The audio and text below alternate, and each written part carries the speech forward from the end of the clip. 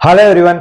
आज हम देखेंगे नर्वस सिस्टम। नर्वस सिस्टम का मतलब होता है तंत्रिका तंत्र। हमारी बॉडी के अंदर सबसे इंपॉर्टेंट जो सिस्टम होता है उनमें से एक है नर्वस सिस्टम या तंत्रिका तंत्र। तंत्रिकाएं क्या होती है? तंत्रिकाएं हमारी बॉडी का सबसे इंपॉर्टेंट भाग होता है जो कि हमारी बॉडी के हर एक हिस्से में कहीं ना कहीं उपस्थित होती है।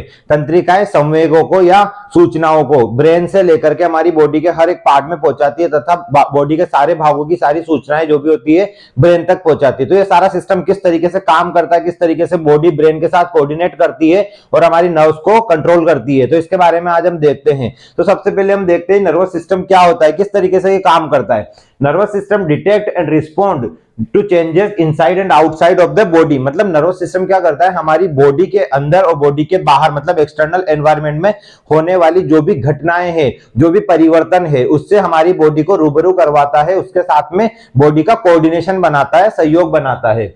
Together with the endocrine system, it coordinates and control vital aspect of the body function and maintains homeostasis. इसका मतलब होता है कि जब भी हमारा नर्वस सिस्टम के अंदर नर्व्स होती है और ये क्या करता है एंडोक्राइन सिस्टम के साथ में। एंडोक्राइन सिस्टम का मतलब होता है अंतःस्रावी तंत्र।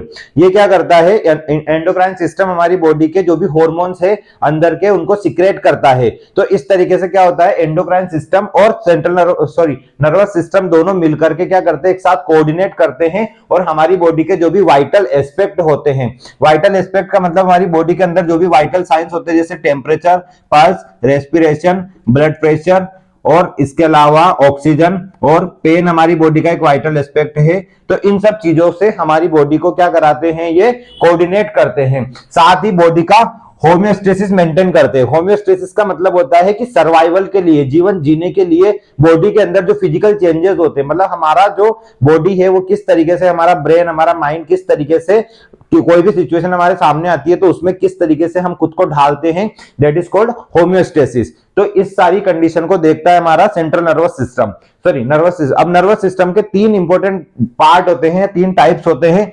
एक है CNS, PNS and ANS. CNS का मतलब होता है सेंट्रल नर्वस सिस्टम, पीएनएस का मतलब होता है पेरिफेरल नर्वस सिस्टम और एएनएस का मतलब होता है ऑटोनॉमिक नर्वस सिस्टम। तो तीन तरीके के नर्वस सिस्टम होते हैं। सबसे पहला हमारा सेंट्रल नर्वस सिस्टम जिसके अंदर ब्रेन और स्पाइनल कॉर्ड, ये दो चीजें आती हैं, इनके बारे में हम देखेंगे।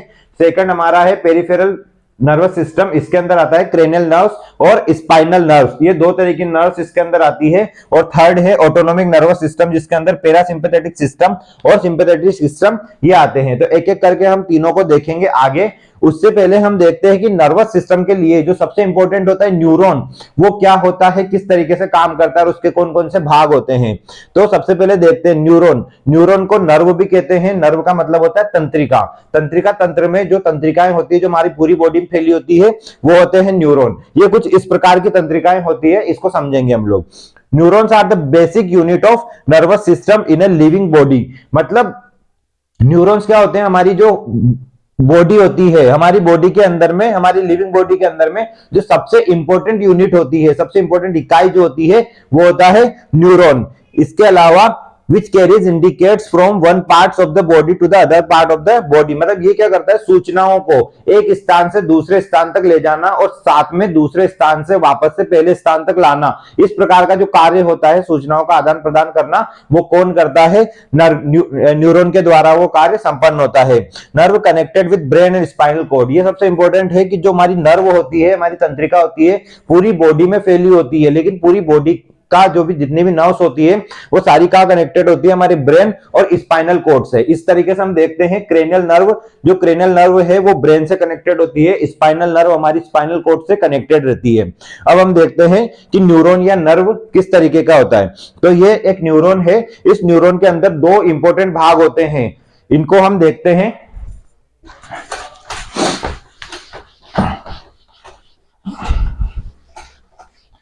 इसके अंदर दो इंपॉर्टेंट भाग है, फर्स्ट है सेल बॉडी और दूसरा है डेंड्राइट्स एंड एक्सोन। इन डेंड्राइट्स और एक्सोन को भी एक मिश्रित रूप में हम कह सकते हैं सेल प्रोसेस। मतलब हमारे जो न्यूरॉन होता है इसको दो भागों में बांटते हैं, फर्स्ट है सेल बॉडी, दूसरा है सेल प्रोसेस।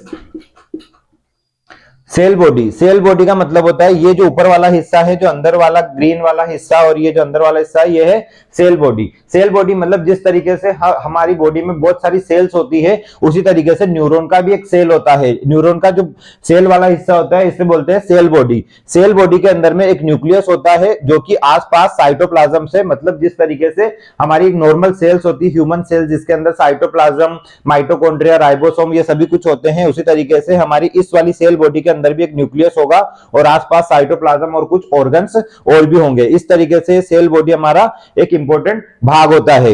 इसके अलावा जो दूसरा भाग होता है न्यूरॉन का, वो होता है हमारा सेल प्रोसेस। सेल प्रोसेस के अंदर दो चीजें आती है, फर्स्ट है एक्सॉन, सेकंड है डेंड्राइट्स। एक्सॉन मतलब ये वाला हिस्सा, ये जो इसका तना है, जो न्यूरॉन का तना है, इसको हम बोलेंगे एक्सॉन, और जो ये ऊपर वाला जो भाग होता है इनको हम बोलते हैं डेंड्राइट्स।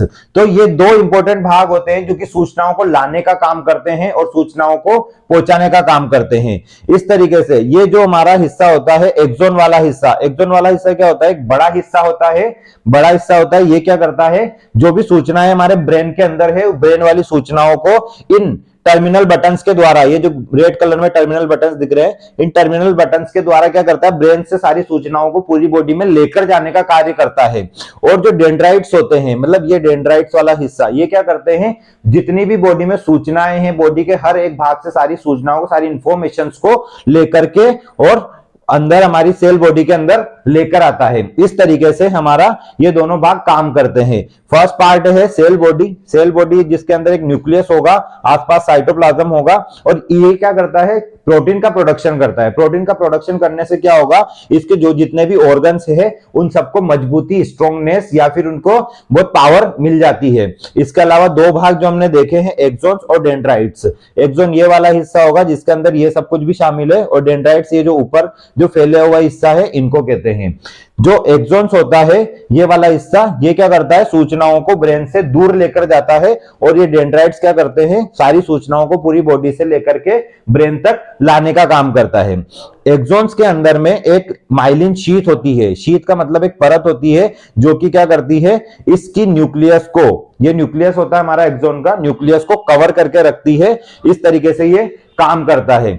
इसके बाद में हम नेक्स्ट जो वीडियो होगा, नेक्स्ट पार्ट होगा, उसके अंदर हम देखेंगे ब्रेन और स्पाइनल कॉर्ड। मतलब हमने अभी तीन भाग इसके देखे थे, एक सेंट्रल नर्वस सिस्टम, एक पेरिफेरल नर्वस सिस्टम, और थर्ड था ऑटोनोमिक नर्वस सिस्टम।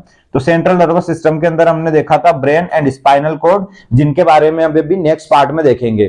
तो आई होप आपको वीडियो पसंद आया होगा। नेक्स्ट पार्ट तक के लिए stay tune. Okay, thank you.